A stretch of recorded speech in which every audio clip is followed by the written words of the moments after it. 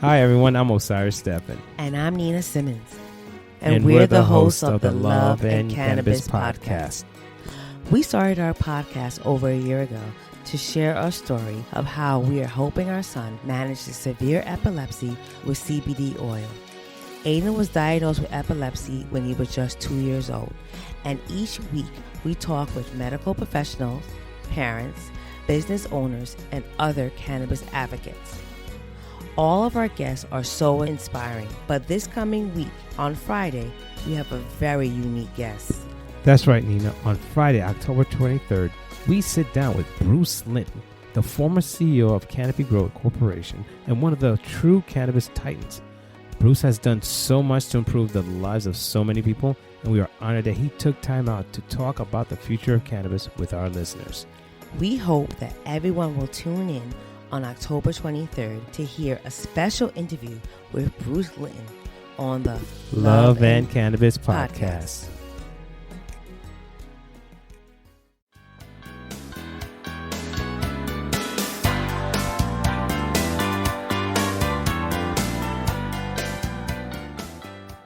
Welcome to today's Hemp Barons podcast, everyone. I'm host Joy Beckerman, and so excited to bring a great show to you today with Catherine Wilson, my sister from another mister, the vice president of the European Industrial Hemp Association, and just a total whiz and expert on hemp and what's going on in the European Union.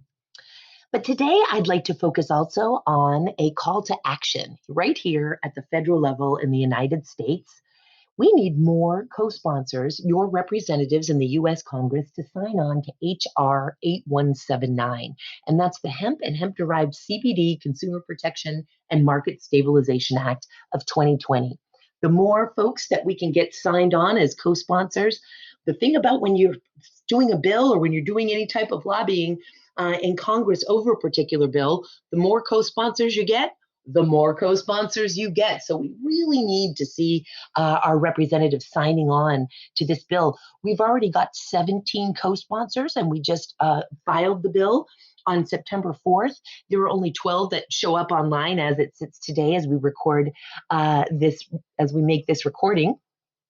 But there are 17 total, and we need more. How can you do that? Go to hempsupporter.com. That's www.hempsupporter.com. Click the Federal Action and Resources tab, and right there, the U.S. Hemp Roundtable has made it very easy for you to click a button, fill out a few fields, and send a message to your U.S. congressmen and women to please sign on and support H.R. 8179. Ultimately, we'd like to see it tacked on to a must-pass bill and move forward. Another thing that's going on right now is that the DEA, the Drug Enforcement Administration, has opened up its public comment period. We spoke about it a couple of weeks ago for its interim final rule on implementing the Farm Bill, and they are once again overreaching and abusing their authority and dipping their mitts into areas over which they no longer have jurisdiction. And the DEA no longer has jurisdiction over the hemp crop per the Farm Bill. As usual, they, the executive branch, are interpreting the Farm Bill's amendments to the Controlled Substances Act differently than the legislative branch intended. And now the DEA is stating that in-process hemp extract, which exceeds 0.3% THC, which obviously happens during the process of extraction, concentration is germane to extraction, this in-process hemp extract that spikes above 0.3 is a temporary state, it's remediated, and then of course when that final product is packaged and introduced into commerce directly to consumers, it is a compliant hemp extract product that does not contain greater than 0.3% THC. Well, the DEA says that in-process hemp extract during that intermediary stage of manufacturing is a controlled substance. If it spikes above 0.3, it automatically, by magic, not science, not data, not law, but by magic, becomes marijuana, and therefore they get to control it. Now understand that the impact of that is that folks handling that type of material now all of a sudden would be subject to all of the rules and regulations and registrations and tax consequences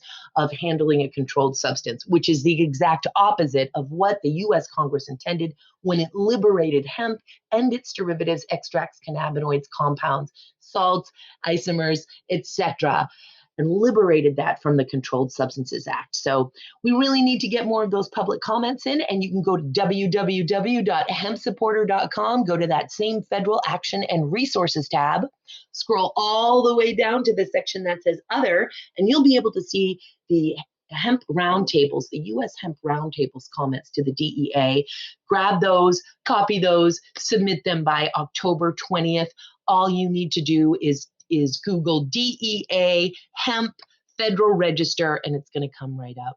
Thank you so much for listening to these calls to action, guys. They're so important. It's everyone working together and engaging in the process that has gotten the results that we have gotten so far.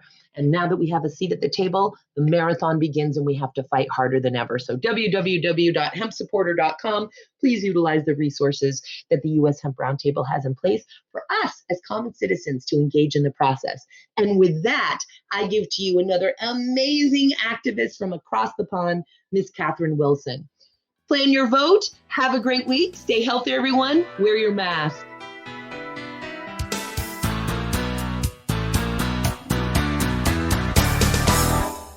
Well, hello, Catherine Wilson, and welcome to Hemp Barons. Hello, Joy. What an absolute pleasure to speak to you again after we met in 2017. And I have thought of you so often and so fondly since then. Our worlds intersect constantly. You are the vice president of the European Industrial Hemp Association, AHA, as it is known throughout the world and in the hemp community, as well as the managing director for CannaWell. And you're joining us from across the pond today. Thank you so much for making the time. Well, thank you for inviting me. It's an absolute pleasure. Our passions intersect everywhere in terms of our purpose-driven lives of planetary healing and the fact that we were each bit with the hemp bug a long time ago. And as I often say, once you are bit with the hemp bug and it gets into your DNA and you start to see solutions everywhere. So before we get into some of the more tedious but important regulatory issues and developments of what's happening around cannabidiol and hemp extracts in the European Union, let's talk for a minute about your hemp vision and what you are seeing around the world and what it is that drew you to hemp. Being drawn to hemp for me was a little bit of an accident. It was very unexpected. I have actually a professional past in the environment sector. I used to specialize in recycling sector for waste electrics and electronics and hazardous material recovery. And I held senior positions as directorship and consultancy projects, implementing operational frameworks to bring large-scale recycling to the UK. And there came a time when it was time to do something different. And I took a little break and somehow came to hemp. And needless to say, the big problem with hemp is the only health warning it probably needs is that you're going to fall in love with it. And it's going to be very difficult to do something else once you start to understand the magnificent plant. And for me, really, it's a dual approach. Obviously, through CannaWell, I came to hemp first when a friend of mine brought me a bottle of hemp CBD oil from the US and said, this stuff is cracking, try it. And I agreed. And needless to say, that is how CannaWell eventually, I was trading and selling prior, but the brand CannaWell got developed in early 2015. And so I just learned more and more about hemp. And for me now, it is truly about the holistic approach to the plant. The real need going forward is the utilization of the whole plant. Absolutely.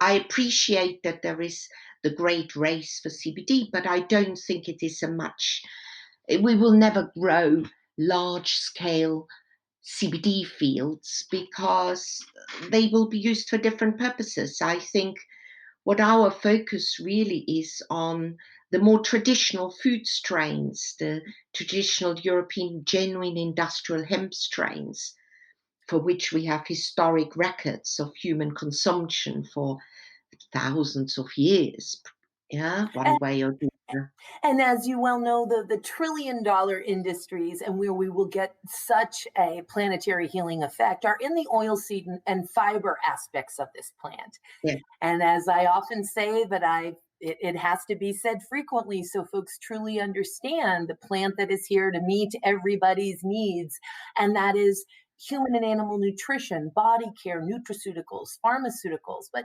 paper, textiles, building materials, bioresins and composites, industrial sealants and coatings, energy, supercapacitors, fuel, nanotechnology.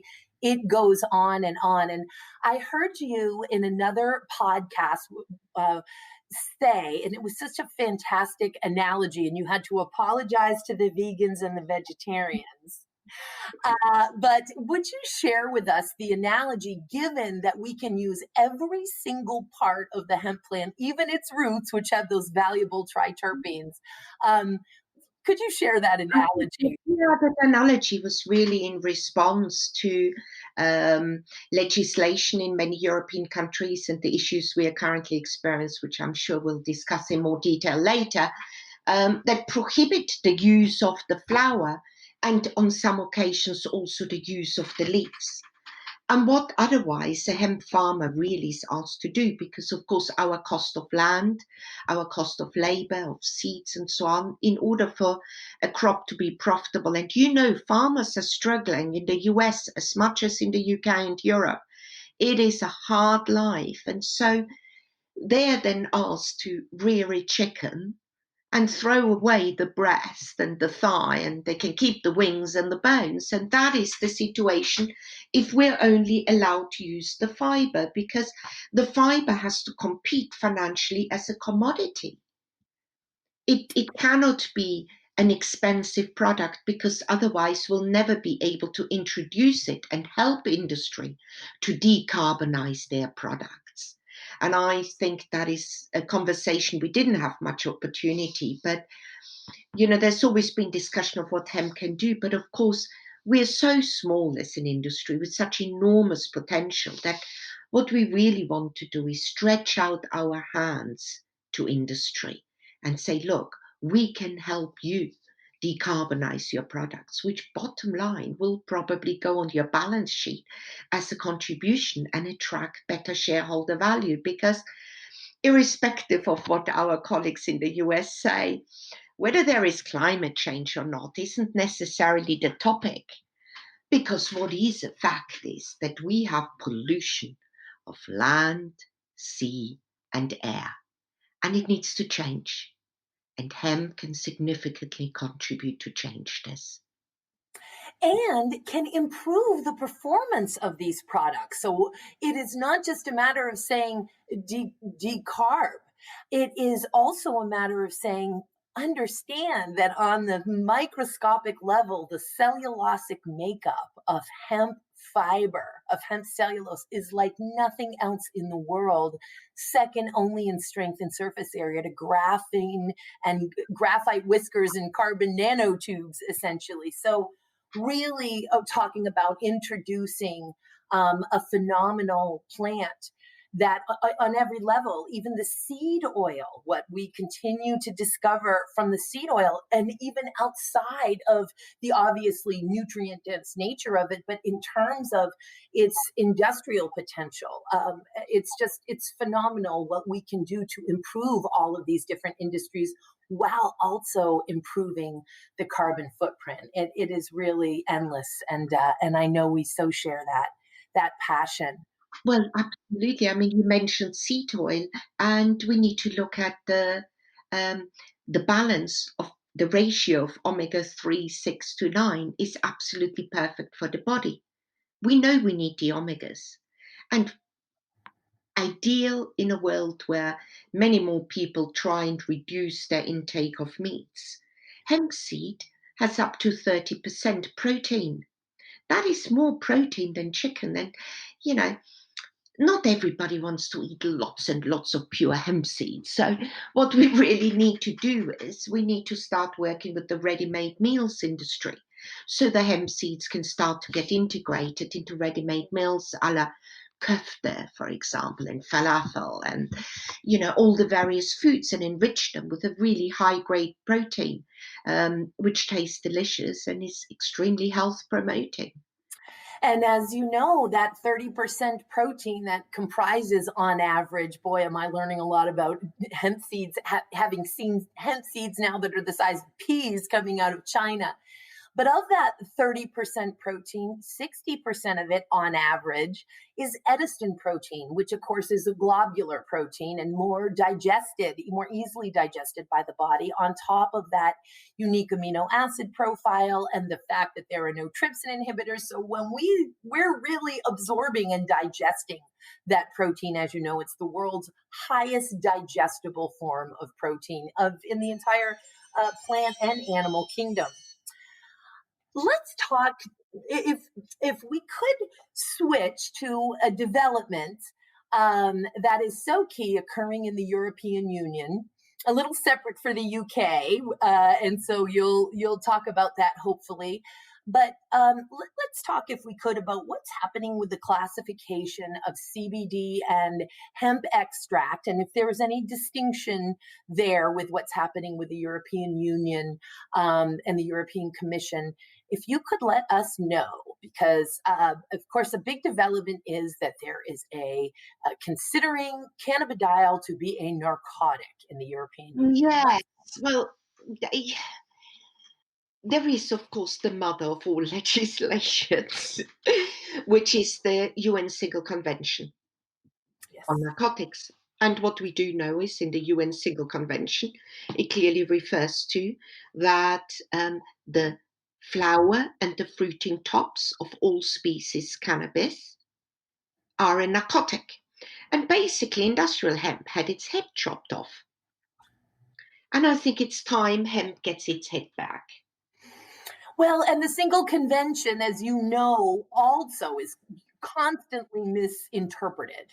And we just did a 3-part series with Kenzie Rubelet and Michael Kravitz on this, in that the Single Convention really was, this is controlled to the extent you're using it for medical purposes. So to the extent you're using it for food or industrial purposes, the Single Convention is not supposed to have any control whatsoever. But it's constantly being misused and misapplied to further either special interest or simply misinformed, ignorant agendas of continued prohibition. There is just too much fear. And I think one of our key roles is to just cut through the myth and misconceptions and just help people relax. And maybe this is also a generational issue. Yeah. Really, eventually this will get better. But you raised an interesting question. I would like to explain how it works with the Novel Food Catalogue in Europe. Because in 1997, the EU developed the so-called Novel Food Catalogue to protect the consumer, which is actually a very good idea, because consumer safety, and Europe is known to have some of the best food safety laws and performance in the world. So it's not reactive, it is in advance looking of what is safe to consume.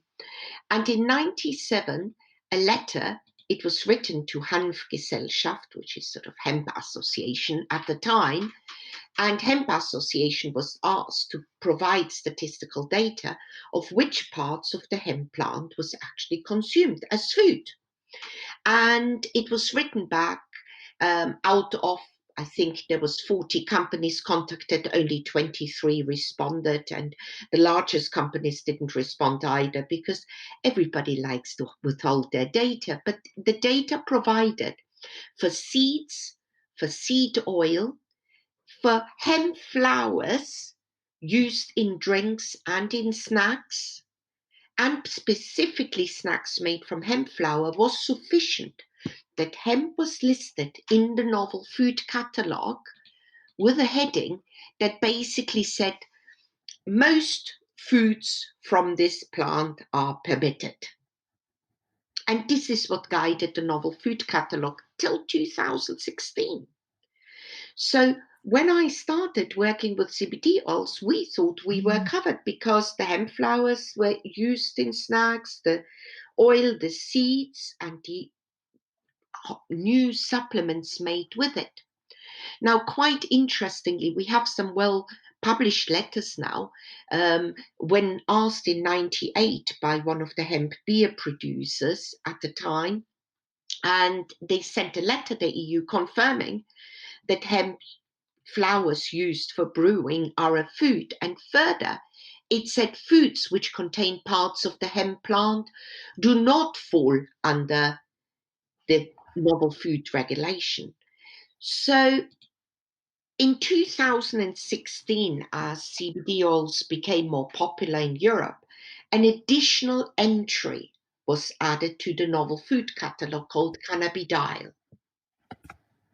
And that entry said, as long as it does not contain more than is naturally present in the plant, it is a food. Which meant the very high-strength CBD oils weren't any longer classified as a food, and it was widely interpreted by food operators, including ourselves, that as long as our products do not exceed as would be naturally present in the plant, this is okay.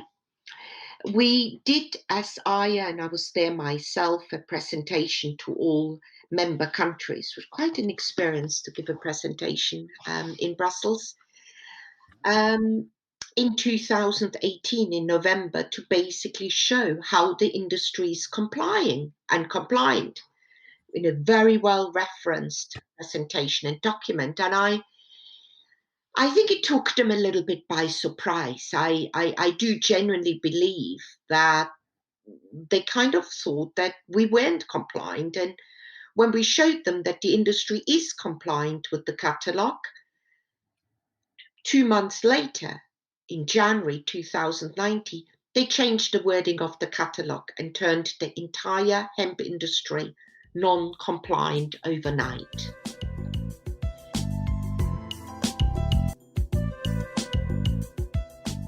Are you looking for a career change? I'm Carson Humiston, the founder of Angst, the cannabis industry's largest hiring platform. I'm so excited because on October 21st and 22nd, we are hosting the cannabis industry's first virtual hiring event.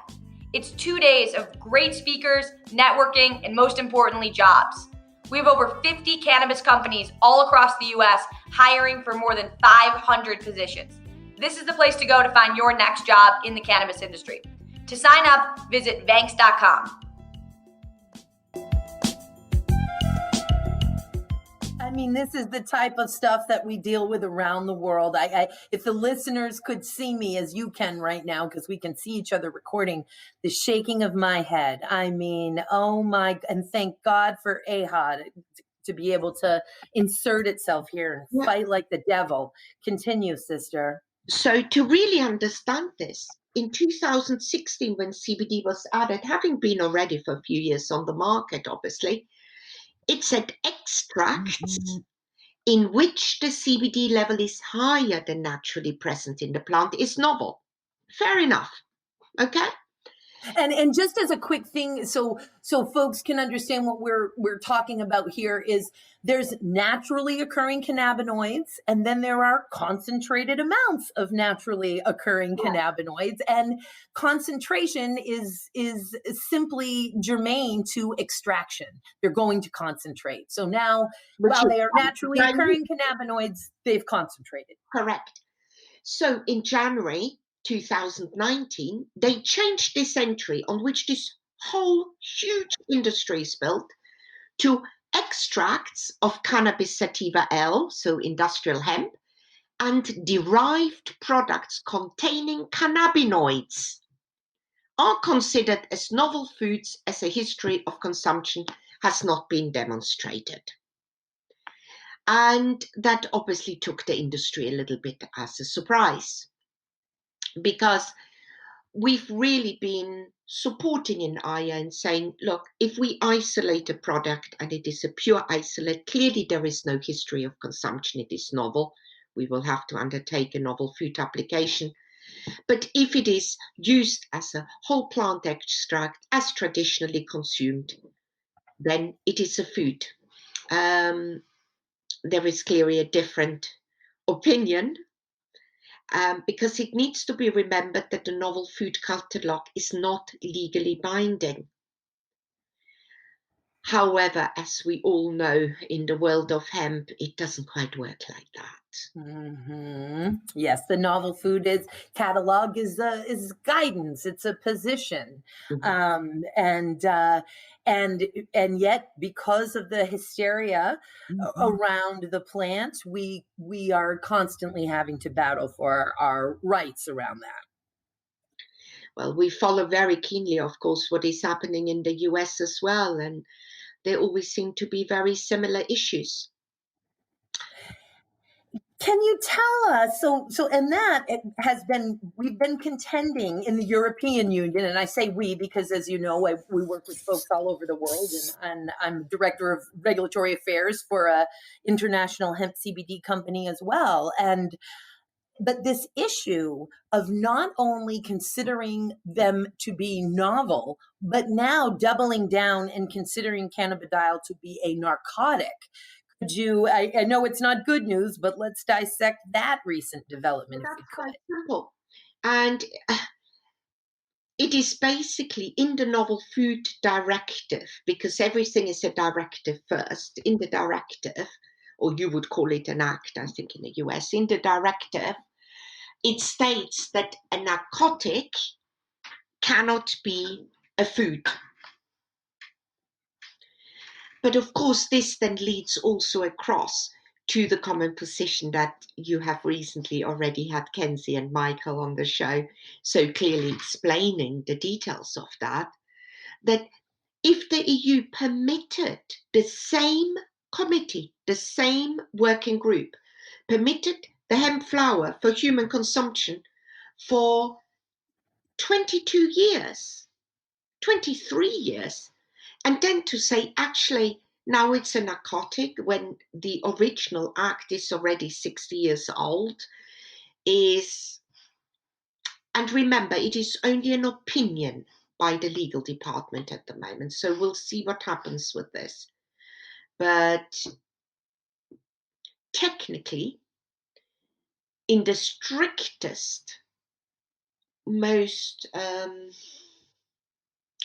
archaic interpretation, this could be the case. But I think we need to really look at something else. We need to apply a little bit of common sense. Because in my world, and in many of our world, common sense exists before law. We lead our lives by common sense. And when common sense fails, we look to law. We then need the law to guide us. But when the law is become nonsensical, we actually need to revert to common sense. And so that is certainly the case with industrial hemp and with the food, and the common position on the single convention very much expresses that, because it is really to protect from addiction and misuse and abuse, and intoxication. None of these criteria match hemp.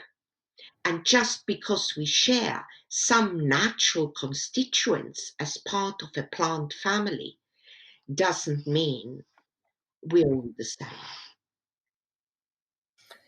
In such a major way, and can you explain how the UK, the United Kingdom, which of course I believe is it at the end of January of 2021, or that they will be exiting from Brexit, but how the United Kingdom is treating cannabidiol differently than the rest of the European Union, or how it will once it's formally out of Brexit? Yes. Well, in the UK, it has been acknowledged by the Home Office, which is the equivalent of your DEA, that CBD in its pure form is not a controlled substance and is permitted. However, our Food Standards Agency, the FSA, have declared it and adopted the position that it is novel. And they will be accepting novel food applications as of January 21. The FSA in the UK have been overall very positive in many ways towards hemp for many years, and obviously work within the legal constraints. But they have publicly stated that companies that have a validated application for novel foods by the 31st of March will be permitted to continue to sell their products pending the outcome. Now, a novel food process is a lengthy process. It'll be a minimum of 18 months and probably longer. To give you some idea, the rosemary extracts novel food application at EFSA took several years. So we are expecting hemp to also take a while. It'll be very important to file that application, and we are working on a consortium application which will be submitted both to EFSA in Brussels, so the European FSA, and to the FSA in the UK separately to represent our members. And so that is going to be quite a busy period, obviously, for the Food Standards Agency in the UK. Between January and that March 31st of 2021, a bunch of applications are going to come in. And I love that there's a consortium application being made by AHA for the members. That's brilliant. And then the process itself takes around 18 months. But as long as that application is in, and obviously folks are doing their due diligence to move the application process forward. And by that, I'm certain we're talking about clinical trials and safety studies with professional labs and researchers, etc. Is that correct? Yes, I mean the current budget to cover the whole spectrum of extracts, because obviously we have a wide membership, so we have various types of extracts, whether it's a distillate or an isolate. I'm not going into all the specifications right now, but to cover all the different aspects that would represent the majority of products on the market, the budget will be 3.5 million, which is going to be shared between our members. That will include all the various toxicology studies as requested. So we obviously start with the first 90-day study, but we are expecting that further questions will be raised, and we have made our members aware, and strength in numbers, we can actually finance this process. And so for any of the American CBD companies who are potentially looking to enter the European market, or who were in Europe and are no longer able to sell and want to come back to Europe, joining IA is a cost-effective way, because applications start at 300,000 euros per product. It is a very expensive process, and analogous to the NDIN, or New Dietary Ingredient Notification process here in the United States, which is part of our Food, Drug, and Cosmetic Act. And like there is the Novel Food Catalog that occurred in 1997, we had DSHEA here, the Dietary Supplement Health and Education Act in the United States in the mid-90s. And as a result of that, and other laws, we have this IND, Investigation of New Drug Product process, but we have the NDI, New Dietary Ingredient process as concerns dietary supplements. And that too takes around 12 to 18 months to get through that process because of all the toxicology studies. One must also impanel or put together a panel to review the manuscript and those studies. And so there are lots of costs involved, somewhere around $290,000 to $350,000.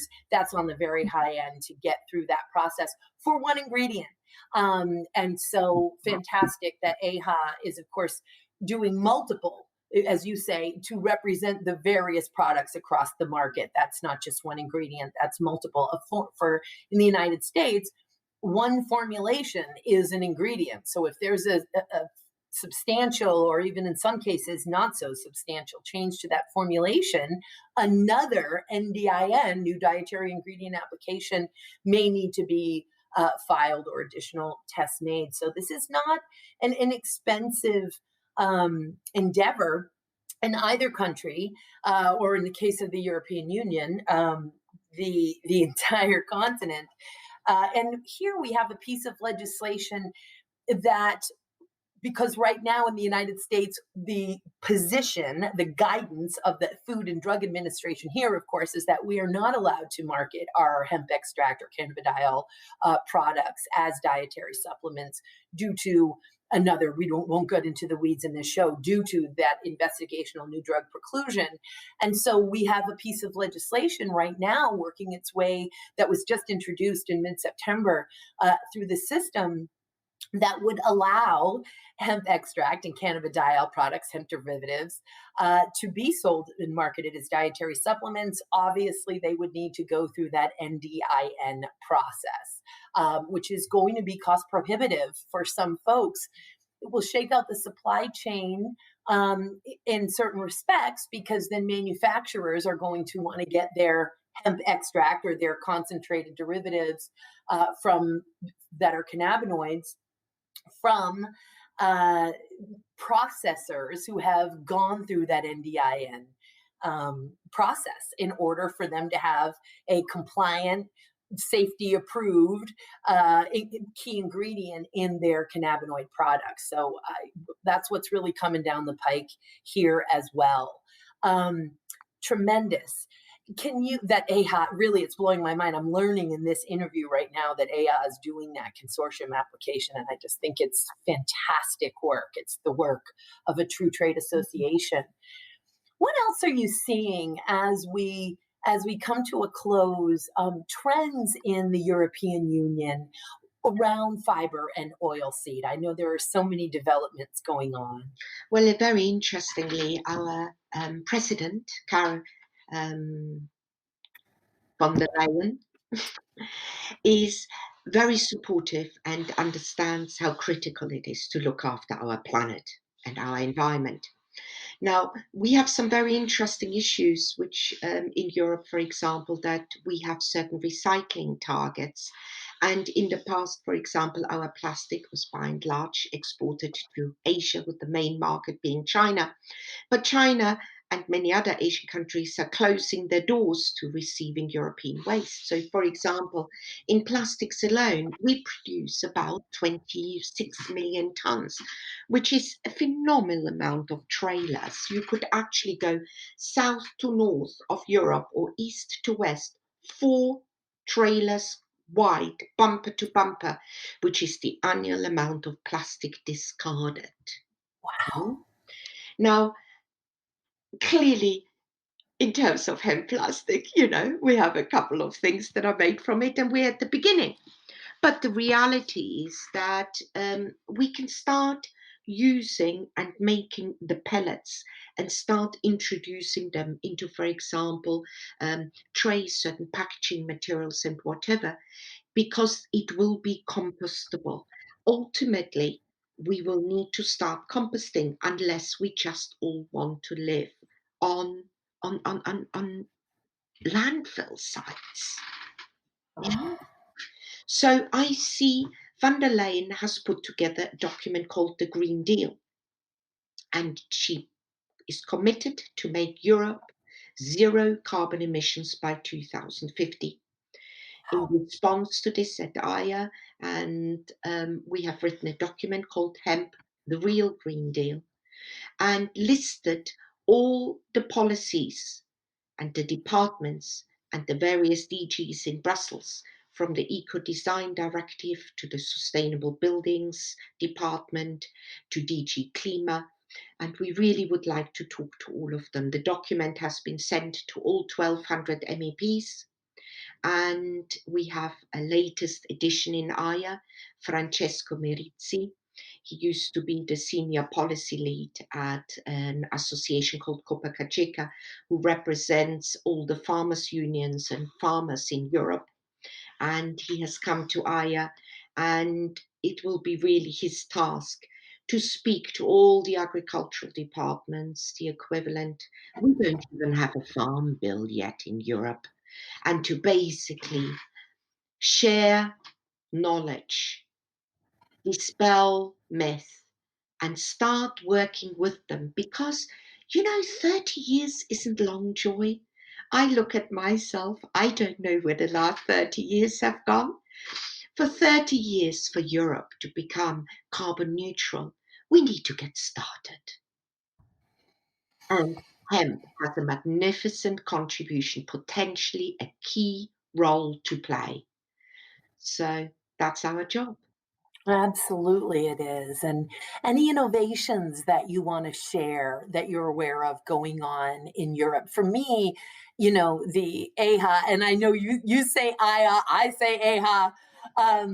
The European Industrial Hemp Association's conferences to me are the most enriching. They are where we really get to put our finger on the pulse. And believe me, I cannot wait for the United States to catch up. And in Europe, the advances between automobile parts, when we met in 2017, there was basically an entire moped on display made of hemp. That's where we really get to put our finger on the pulse of what is happening in the innovations with that very valuable fiber and oil seed. So there is a specific reason on that one by the automotive sector, for example, and I'm sure this won't be as applicable in the US, but here fuel is expensive.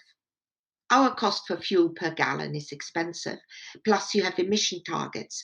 And because hemp is more durable, the fiber is more durable than steel, and lightweight, it increases fuel economy. It makes cars cheaper to run. So most European brands have now using in the composite inside, in the door panels and whatever is hemp. But more recently, the Porsche Cayman actually is using hemp and flax also in the doors.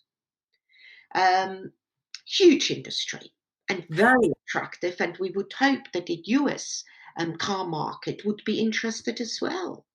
I understand that a Toyota plant in Kentucky, Kentucky, of course, being the land of hemp innovation in so many ways, is starting to incorporate hemp. And as you mentioned, this lighter and yet stronger material that not only does it provide better fuel economy, but as you mentioned, it reduces those CO2 emissions. And the European Union is under a lot more pressure than we are. I want us to be under more pressure here in the United States. Certainly California is doing its part. But the entire country needs to really put pressure on us with a target for a quantifiable amount of reduction of CO2 emissions in the same way that the European Union has. So just tremendous to be leading the way there. And boy, can I not wait to have you back on the show, Miss Catherine. We're hoping to get Lorenza and Daniel on here shortly to discuss more of these global developments and the tremendous work that the European Industrial Hemp Association is doing. Wishing you so well with CannaWell. Is it safe to assume that CannaWell, if to the extent you're allowed to say, is going to be part of that consortium application for novel foods? Well, I am a member of IA, correct? So yes, indeed. And it's the economic way to go. Every member of IA will be automatically part of the consortium. It is obligatory for members, and it is a bit like in the insurance industry that if you have anything to do with hemp, so if you're a grower, you will also benefit. If you are a primary processor, if you're a blender, if you're a brand, everybody pays their share, which makes it so affordable. Absolutely. And therein lies the real message of hemp, which is cooperation. That's right. Cooperation. The only thing that is going to save humankind is cooperation. And you're living and breathing it there in the European Union. We're taking notes. So grateful for the shining example. And may we do as well for the hemp industry here as you folks are doing in Europe. Catherine, It's so wonderful to have you on the show again. We can't wait to have you back. I'm just sending my deepest gratitude and admiration for all the work that you folks are doing. Thank you so much, Joy, for inviting us, and I look forward to it, and wishing all my colleagues in the US all the very best as well. We're all in this together. And it's a small blue marble planet we've got. Thank you, Miss Catherine. All the best.